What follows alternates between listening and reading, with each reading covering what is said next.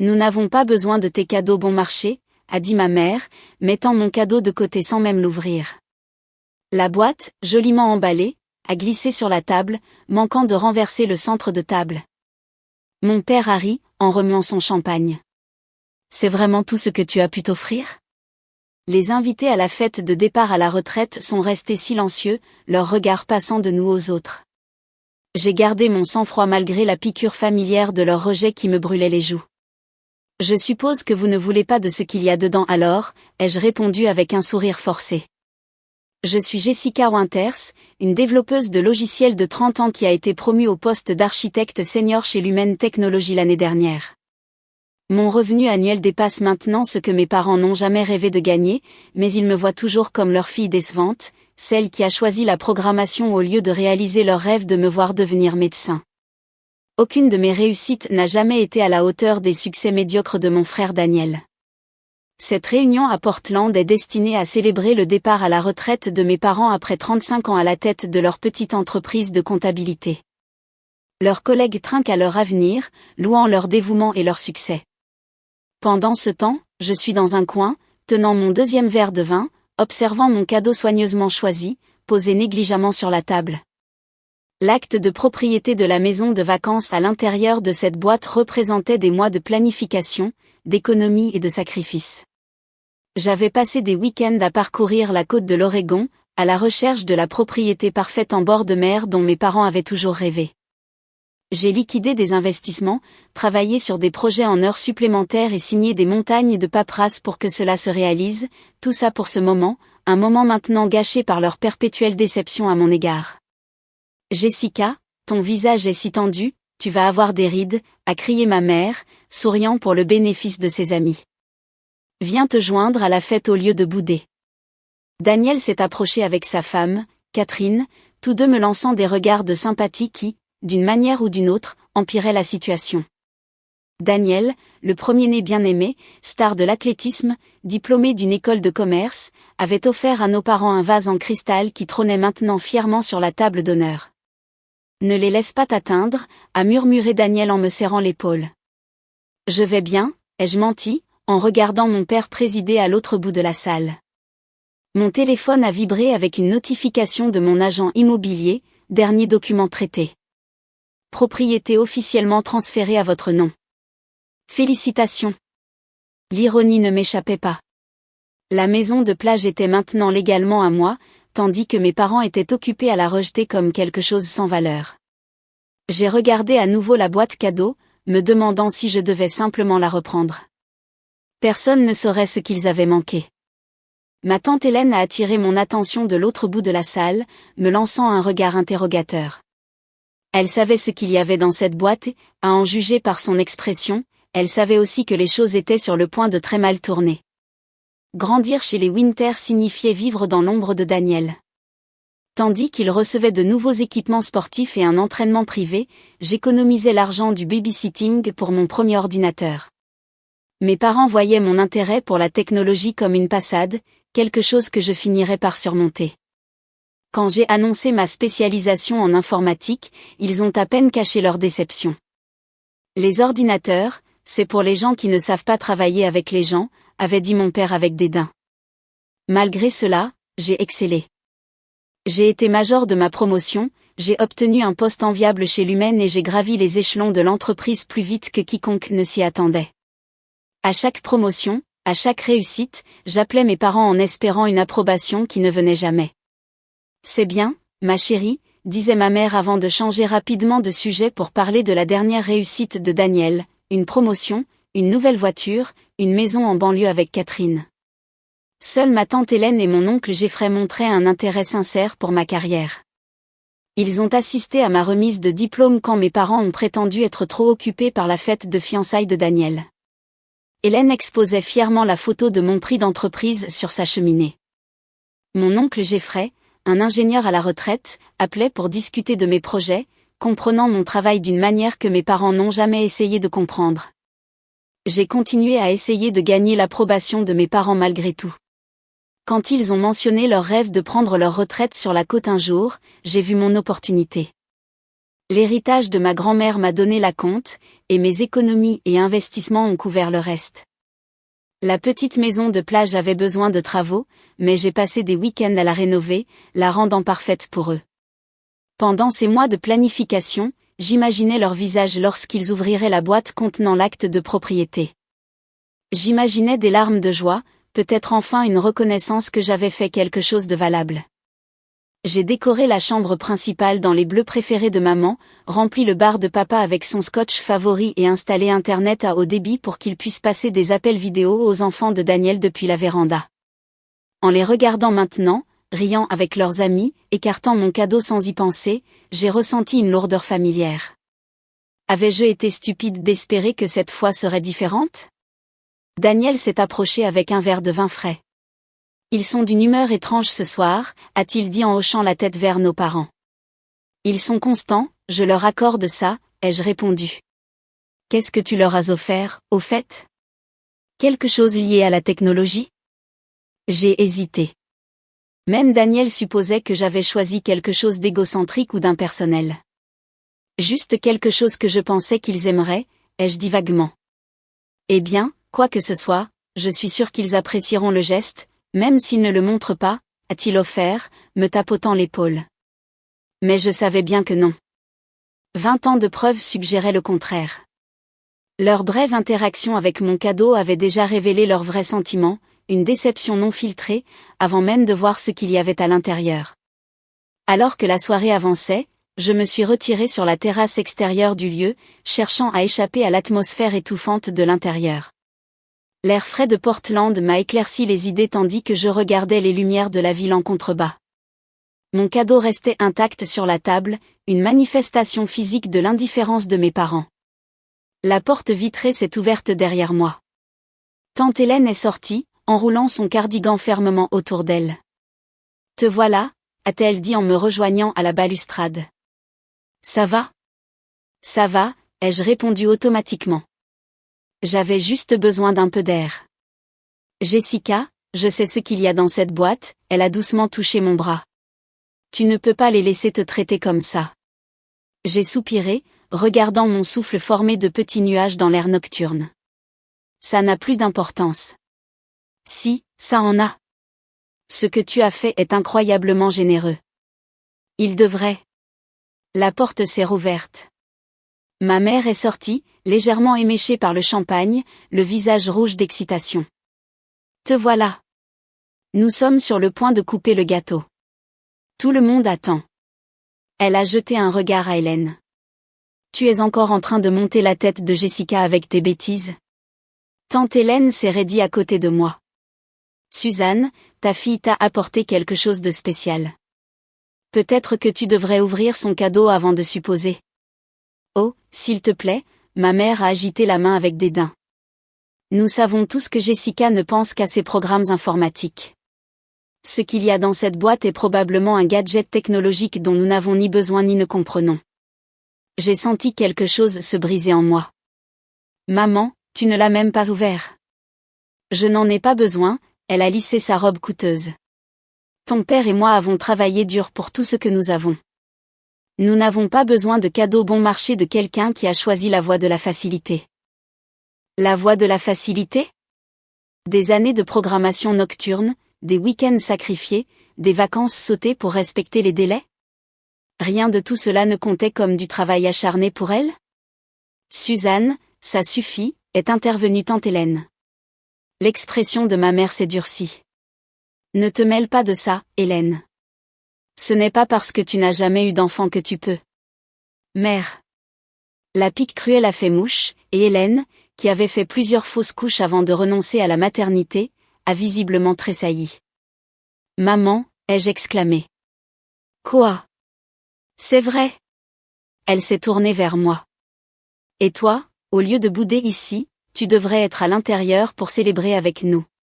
Ton frère a porté un toast magnifique que tu as manqué. Bien sûr, le toast de Daniel. Je me suis brièvement demandé s'il m'avait mentionné du tout. Je rentrerai dans un instant, ai-je dit à voix basse. Ma mère a reniflé, puis est retournée à l'intérieur sans un mot de plus. Tante Hélène et moi sommes restés dans un silence stupéfait. Je suis tellement désolée, ai-je finalement murmuré. Ne t'excuse pas pour elle, a dit Hélène, la voix tendue par l'émotion. Tu sais que Jeffrey et moi avons toujours été fiers de toi. La façon dont il te traite, ce n'est pas bien. Ces mots sont restés en suspens dans l'air entre nous, une vérité que nous reconnaissions toutes les deux mais que nous ne pouvions pas changer. À l'intérieur, quelqu'un a tapoté un micro. La voix de mon père a résonné à travers les haut-parleurs, remerciant tout le monde d'être venu, en particulier son fils brillant qui avait suivi ses traces. Il ne m'a pas mentionné. J'ai regardé mon téléphone, la notification de la propriété toujours affichée à l'écran. Tout cet argent, tous ces efforts, tout cet espoir gaspillé pour des gens qui ne pouvaient pas voir au-delà de leurs propres préjugés. Je crois, ai-je dit lentement, que je dois faire quelques changements. Tante Hélène m'a serré la main, de la compréhension dans ses yeux. Quoi que tu décides, Jeffrey et moi te soutenons. J'ai hoché la tête, un plan se formant dans mon esprit. Ce n'était pas de la vengeance, exactement, juste un rééquilibrage des comptes qui n'avait que trop tardé. Le lendemain matin, je me suis réveillée avec une détermination nouvelle. Après 30 ans à chercher l'approbation, j'avais finalement atteint mon point de rupture. J'allais affronter mes parents, les forcer à ouvrir mon cadeau et les obliger à reconnaître leur mauvais traitement. Je suis arrivée chez eux juste après 10 heures, leur laissant le temps de se remettre de la fête de la veille. Ma boîte cadeau, toujours non ouverte, se trouvait sur leur console d'entrée avec d'autres cadeaux. « Jessica, qu'est-ce que tu fais ici ?» Mon père a semblé surpris en ouvrant la porte. Il était déjà en tenue de golf, clairement sur le point de partir. « Nous devons parler, ai-je dit, entrant sans attendre d'invitation. À propos d'hier soir, et de mon cadeau. » Il a soupiré en regardant sa montre. « Est-ce que ça peut attendre ? J'ai une partie de golf avec les gars. » Non, papa, ça ne peut pas attendre. 30 ans à être traité comme si je n'avais pas d'importance ne peuvent plus attendre. Ma mère est apparue de la cuisine, une tasse de café à la main. « Jessica, ne sois pas dramatique. Si quelque chose te contrarie, dis-le clairement. » Très bien. Vous avez tous les deux rejeté mon cadeau sans même l'ouvrir. Vous m'avez humilié devant tout le monde. Mon père a levé les yeux au ciel. Ce n'est qu'un cadeau. Nous ne pensions rien de mal. Tu as littéralement demandé si c'était tout ce que je pouvais m'offrir. Eh bien, avec cet emballage si simple. A commencé ma mère. Ouvrez-le, ai-je exigé en désignant la boîte. Ouvrez-le maintenant. Ma mère a échangé un regard avec mon père, puis a pris la boîte à contre-cœur. Elle l'a déballée lentement, comme si elle se préparait à la déception. Quand elle a soulevé le couvercle et vu l'enveloppe à l'intérieur, son expression est restée sceptique. Qu'est-ce que c'est ? Une sorte de carte cadeau ? Lisez-la, ai-je insisté. Elle a ouvert l'enveloppe et a sorti l'acte de propriété de la maison de plage. J'ai regardé la confusion laisser place à la compréhension. C'est un acte de propriété, a-t-elle demandé, la voix incertaine. Une maison de plage sur la côte de l'Oregon ? J'ai confirmé. Celle que vous avez toujours dit vouloir. Je l'ai achetée pour vous. Elle est entièrement payée, rénovée et meublée. Mes parents ont regardé les papiers, puis moi, sans voix pour une fois. Jessica, a commencé mon père, son ton s'adoucissant, c'est incroyablement généreux. Nous n'avions aucune idée. Pendant un instant, j'ai ressenti la satisfaction que j'avais recherchée. Il me voyait enfin, reconnaissait mon succès, ma générosité. Nous sommes si fiers de toi, a ajouté ma mère, tendant la main pour me prendre dans ses bras. C'est le cadeau le plus attentionné. Cela aurait dû être une résolution parfaite, mais quelque chose clochait. Leur revirement immédiat, passant du mépris à une gratitude débordante, m'a semblé calculé plutôt que sincère. La valeur du cadeau avait-elle changé leur perception de moi, ou simplement leur réaction ? Quand est-ce qu'on peut l'avoir ? A demandé mon père, cherchant déjà son téléphone. Je devrais annuler ma partie de golf. On pourrait y aller aujourd'hui. Ma mère examinait les photos que j'avais incluses. Elle est magnifique, et juste sur la plage. Attends qu'on raconte ça à tout le monde. Raconter quoi à tout le monde, ai-je demandé. Que votre fille décevante a finalement fait quelque chose de valable ? Ils ont échangé des regards mal à l'aise. Jessica, nous n'avons jamais dit que tu étais une déception, a protesté ma mère. Pas avec ces mots exacts, ai-je concédé, mais vous l'avez fait comprendre toute ma vie. Ce n'est pas juste, a dit mon père. Nous t'avons toujours soutenu. Quand vous avez refusé de venir à ma remise de diplôme? Quand vous avez dénigré ma carrière? Quand vous avez mis de côté mon cadeau sans l'ouvrir parce que vous supposiez qu'il était bon marché et inutile? L'expression de ma mère s'est durcie. Si tu dois être ingrate à propos de notre réaction, peut-être que tu n'aurais rien dû nous donner du tout. Et voilà, le rejet familier, reconditionné comme mon incapacité à apprécier leur soudain changement d'avis. Vous savez quoi? Vous avez raison. J'ai tendu la main vers l'acte de propriété, mais ma mère l'a retiré. C'est notre cadeau. Tu nous l'as donné. En fait, ai-je dit, le transfert de propriété n'est finalisé que lorsque vous signez les formulaires d'acceptation. Ces papiers ne montrent que l'intention de donner. C'était un mensonge, mais il ne le savait pas. Mon père a froncé les sourcils. Qu'est-ce que tu veux dire, Jessica? Je veux dire que je reconsidère mon cadeau. L'atmosphère dans la pièce s'est transformée instantanément. Le visage de ma mère est devenu pâle, tandis que celui de mon père est devenu rouge de colère. Tu ne peux pas être sérieuse, a-t-il lâché. Tu ne peux pas nous faire miroiter un cadeau comme ça pour ensuite le reprendre. Pourquoi pas? Vous l'avez rejeté avant de savoir ce que c'était. C'était différent, a insisté ma mère. Nous ne savions pas que c'était quelque chose d'aussi substantiel. L'implication flottait dans l'air entre nous, s'ils avaient su que le cadeau était cher, ils m'auraient traité et moi différemment. La prise de conscience a été éclairante et dévastatrice. Donc ma valeur à vos yeux est directement proportionnelle à ce que je peux vous fournir, ai-je demandé à voix basse. Ce n'est pas ce que je voulais dire, s'est rétractée ma mère. C'est juste que nous n'avions jamais vu ce côté de toi avant. Nous n'avions pas réalisé que tu avais autant de succès. J'ai ri sans humour. Je vous parle de mes promotions et de mes augmentations depuis des années. Vous n'avez jamais écouté. Nous avons écouté, a protesté mon père, mais tu sais comment c'est avec les emplois dans la technologie. Nous n'avons jamais compris ce que tout cela signifiait. Vous n'avez jamais essayé de comprendre, l'ai-je corrigé. Tante Hélène et oncle Geoffrey ont réussi à comprendre. À la mention d'Hélène, l'expression de ma mère s'est aigrie. Bien sûr, Hélène encouragerait ta veine rebelle. Rebelle, ai-je répété avec incrédulité. C'est comme ça que vous appelez ma carrière? Mon indépendance? Mon succès? Ça ne nous mène nulle part, est intervenu mon père. Jessica, la maison de plage est un cadeau merveilleux. Nous l'apprécions. Passons outre ce malentendu. J'ai réfléchi à ces paroles. Étais-je déraisonnable? Devais-je prendre leur soudain revirement au pied de la lettre? Mon téléphone a vibré, un SMS de Daniel, maman vient d'envoyer un texto à propos d'une maison sur la plage. Qu'est-ce qui se passe? Avant que je puisse répondre, un autre message est arrivé, elle demande si je veux l'utiliser pendant les étés. Elle dit qu'elle est assez grande pour ma famille plus eux. Ils se partageaient déjà mon cadeau, faisaient des plans et s'assuraient que Daniel en profite autant qu'eux. Je n'avais même pas encore accepté de finaliser le transfert. J'ai montré les messages à mon père. Tu vois? Rien n'a changé. Vous me traitez toujours comme si je n'avais pas d'importance. Son expression est devenue défensive. Nous sommes juste excités par les possibilités. Daniel a des enfants qui apprécieraient la plage. Et je ne suis rien de plus que la banque qui finance leurs rêves. Ça suffit, a lâché ma mère. Tu as fait passer ton message.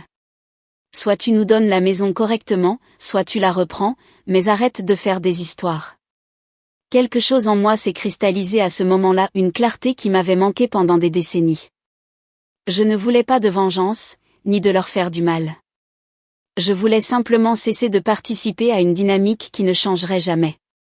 Gardez l'acte de propriété, ai-je dit, les surprenant tous les deux, mais comprenez ce qui va avec. Qu'est-ce que tu veux dire, a demandé mon père avec méfiance. Je veux dire que j'ai fini d'essayer de gagner votre approbation. La maison est ma dernière tentative. Utilisez-la, profitez-en, partagez-la avec Daniel, mais n'attendez rien de plus de moi. Le visage de ma mère s'est durci. Tu menaces de nous couper les ponts pour un malentendu? Ce n'était pas un malentendu. C'était une vie entière de malentendus.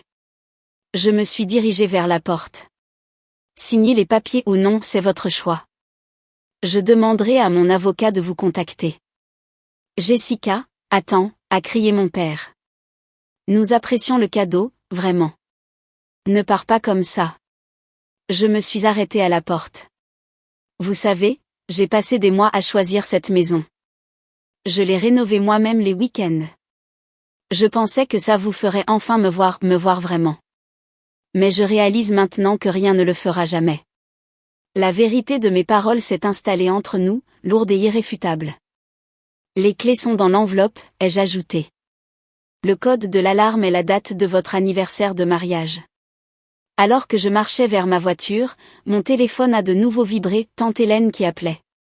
J'ai laissé l'appel aller à la messagerie vocale, ayant besoin d'espace pour digérer ce qui venait de se passer. J'avais donné à mes parents ce qu'ils voulaient, mais à mes conditions. Ce n'était pas de la satisfaction que je ressentais, mais quelque chose de plus proche de la liberté. Ce n'est qu'après être parti en voiture qu'une autre prise de conscience m'a frappé, j'étais toujours propriétaire de cette maison. La notification de transfert l'avait confirmé hier. Quels que soient les papiers qu'ils pensaient devoir signer, ils n'avaient aucune valeur. J'ai passé l'après-midi dans un café du centre-ville, essayant de mettre de l'ordre dans mes émotions. Mon téléphone vibrait constamment, appels de mes parents, SMS de Daniel, messages vocaux de tante Hélène. Je les ai tous ignorés, me concentrant plutôt sur l'écran de mon ordinateur portable. Mes doigts ont survolé le clavier alors que je me connectais au portail de gestion de la propriété. Un clic et je pouvais révoquer l'accès à la maison de plage. Un autre et je pouvais la mettre en vente. Le pouvoir était enivrant après des décennies à me sentir impuissante.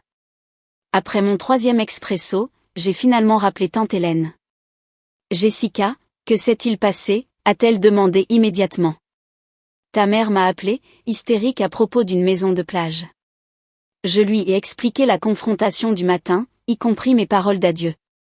Oh, ma chérie, a soupiré Hélène. Je comprends ta frustration, mais les laisser garder la maison, c'est comme abandonner. Je n'abandonne pas, ai-je expliqué. J'établis des limites. Ils peuvent avoir la maison, mais ils ne peuvent plus m'avoir à leurs conditions. Mais ils ne méritent pas un cadeau aussi généreux après la façon dont ils t'ont traité. Elle avait raison, bien sûr, mais quelque chose m'empêchait encore de réclamer la propriété, peut-être un espoir persistant que la maison puisse éventuellement changer les choses, ou la peur que la reprendre ne coupe définitivement tout lien fragile qui restait avec ma famille.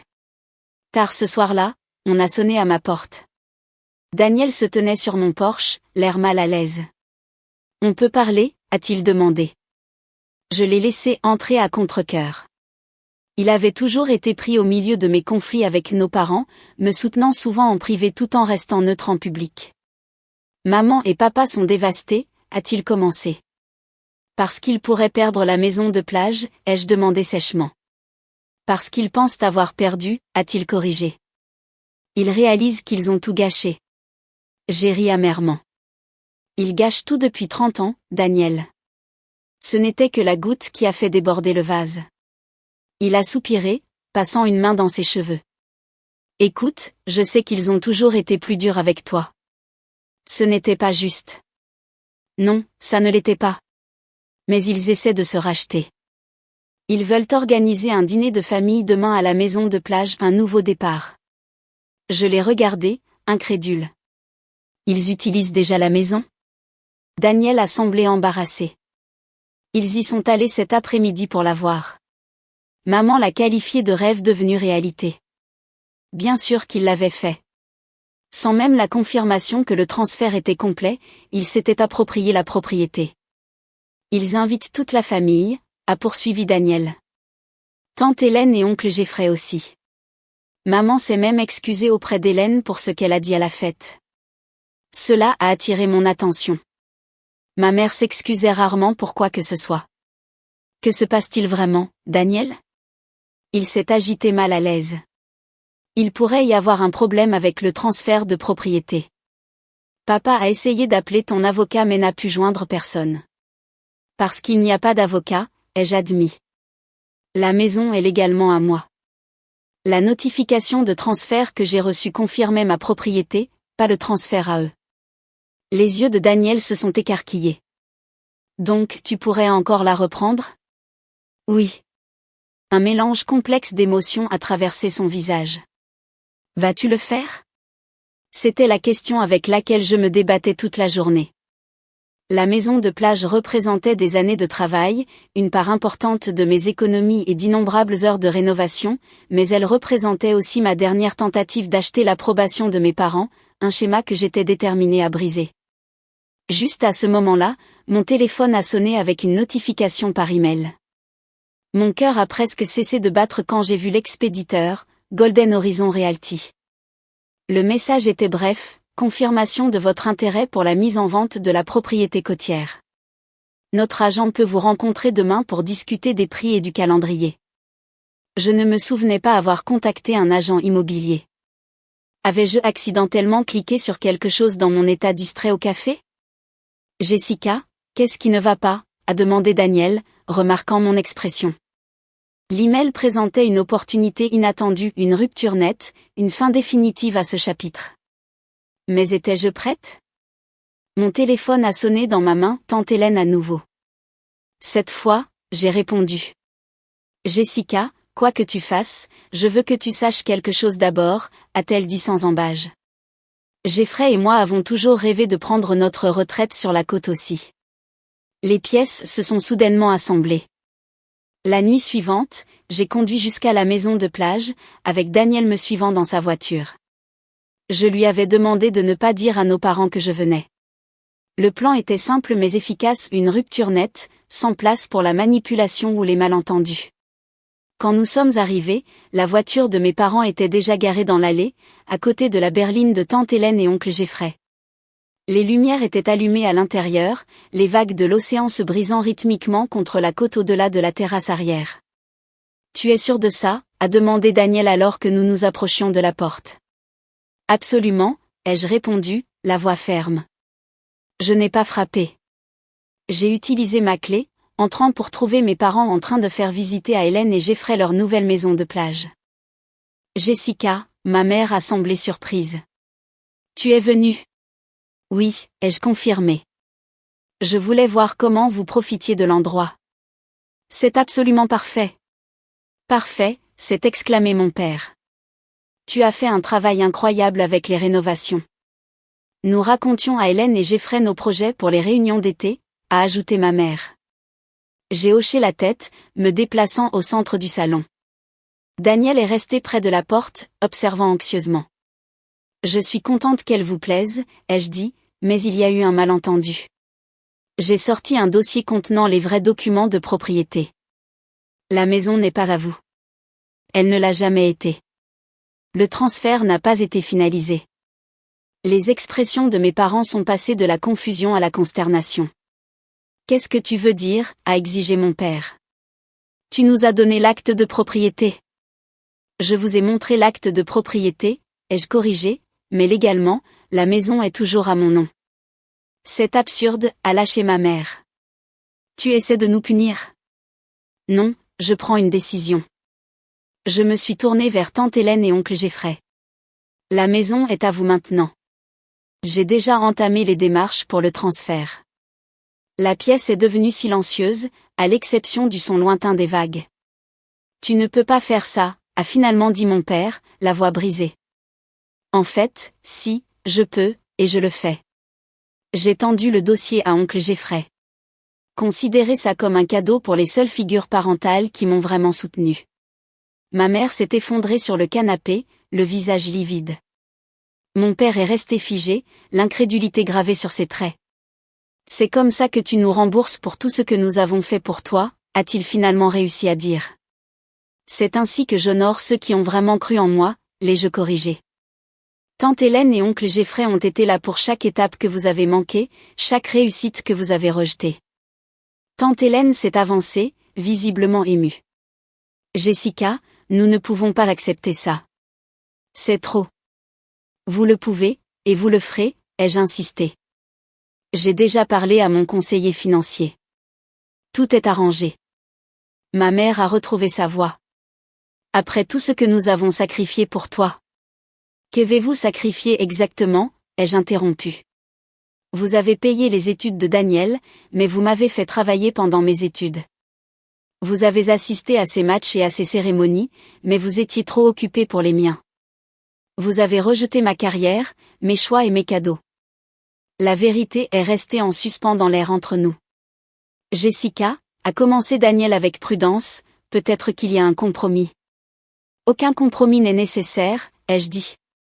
Maman et papa ont eu exactement ce qu'ils voulaient à la fête de départ à la retraite, la satisfaction de me rejeter publiquement.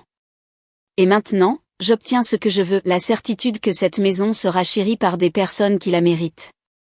Oncle Jeffrey m'a serré l'épaule. Nous sommes fiers de toi, Jessica. Pas seulement pour ça, mais pour t'être défendue. Mes parents ont commencé à rassembler leurs affaires, le rêve de leur maison de retraite sur la plage s'effondrant sous leurs yeux. Tu regretteras ça, a averti ma mère alors qu'il se dirigeait vers la porte. Je ne pense pas, ai-je répondu calmement. Après leur départ, Daniel est resté. C'était dur. C'était nécessaire, l'ai-je corrigé, pour nous tous. Alors que je marchais sur la terrasse plus tard cette nuit-là, regardant le clair de lune sur les vagues avec tante Hélène et oncle Jeffrey, je n'ai ressenti aucun regret, aucune colère persistante, seulement la paix. La maison avait trouvé ses propriétaires légitimes, et je m'étais enfin libérée de la quête épuisante d'une approbation que je ne recevrais jamais. Parfois, le cadeau le plus précieux est celui que l'on se fait à soi-même, la permission de cesser de chercher à mériter un amour qui aurait dû être donné librement depuis le début.